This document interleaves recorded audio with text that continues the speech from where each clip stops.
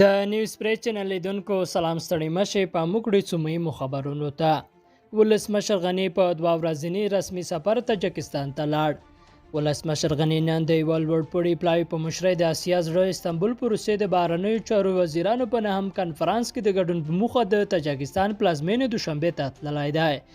د ارګ له مطبوعاتي دفتره په خپره شوې اعلامیه کې راغلی چې ولسمشر به په دې 2 ورځني سفر کې په یاد کنفرانس کې پر ګډون او وینا سربېره د تاجکستان له ولسمشر امام علي رحمان لومړي وزیر او دغه هیواد د پارلمان رئیس سره وګوري او پر بل مسایلو به خبرې وکړي.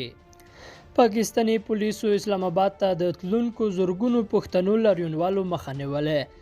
راپورونه وایي چې پاکستاني پولیسو په خیبر پښتونخوا کې د غزرګونو کسانو مخه نیولې ده چې اسلام آباد کې په یو پراخ لاریون کې د ګډون لپاره د ایالت ته روان و. دا کسان د څلورو تنکیو ځوانانو د وژنې په غبرګون کې لاریون ته راوتلي وو چې د ډیورین فرضي کرښې پورې غاړې ته په مرموز ډول وژل شوي وه. دغه اعتراض کوونکي چې شمېر یې 3000 کسانو ته رسیده اسلام آباد ته پر لاره بنو ښار ته نږدې پاکستاني پولیسو مخه نیولې ده. او جواد ظریف وایي د افغان سولې په برخه کې خپلو همکاریو ته ادامه ورکوه. ایران وایي د افغانستان د سولې په مسله کې بشپړې همکارۍ ته تیار دی.